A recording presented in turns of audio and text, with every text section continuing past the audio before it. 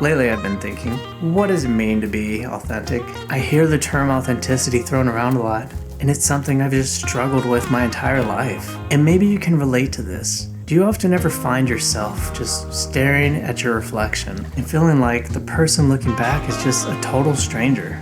Or perhaps you're out here in nature just reflecting on whether you are the person who you want to be. I don't know about you all, but I find that society tries to mold my persona and my creativity into this neatly packaged little box. And why? Because that's what they say, but who are they? And what do they have to say about what goes on in my life? And this got me thinking, what if the most meaningful connections we can make with each other doesn't come from following their expectations, but instead we can just embrace our unique personalities?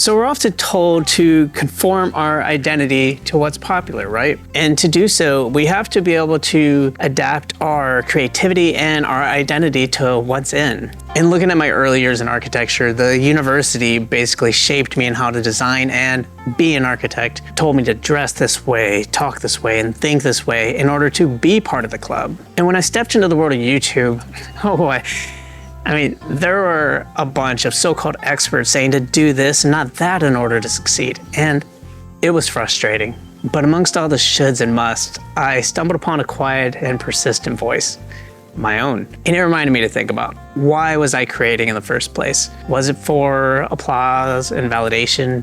Or was it for something more personal?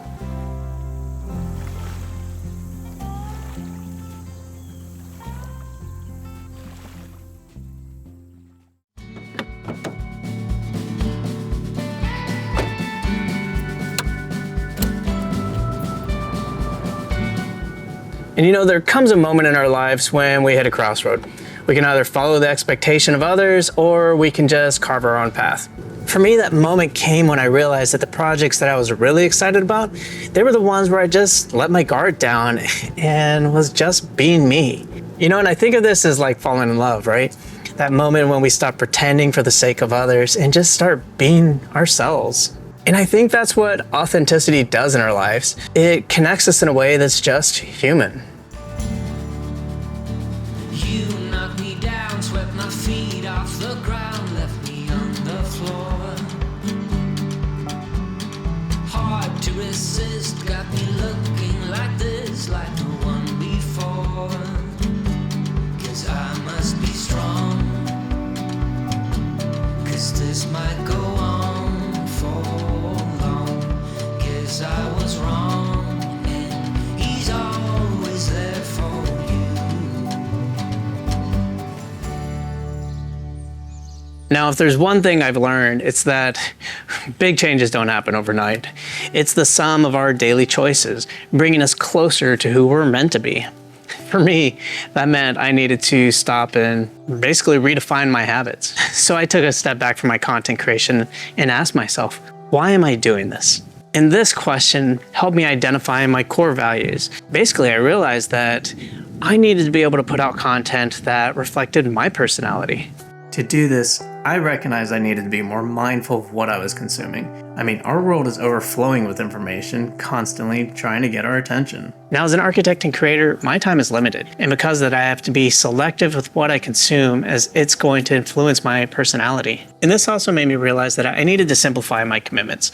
I don't know about you all, but I have a tendency to juggle way more than what I can handle. And the ironic thing is I'm not a juggler. I can probably do two balls at once. Otherwise, there's no way I can keep it all up in the air. And this is why understanding our values is important. It helps us focus on what does align, so we can set aside the things that don't. And one habit that really helped me was setting boundaries. I find that it's important to protect my energy. And yes, while learning to say no may seem kind of selfish, in reality, it's an essential skill to have. In my saying no, I can focus on those quality experiences. That way I can invest in meaningful connections that just bring value in my life.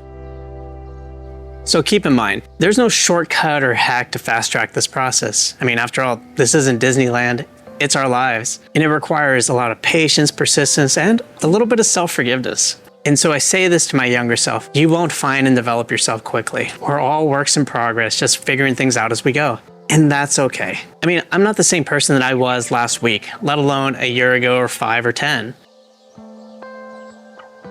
So to anyone feeling lost between who you are and who the world tells you to be, know this: by not following the crowd, you're not only discovering your voice, but you're giving others the courage to find theirs. And at the end of the day, isn't that what this whole journey is all about?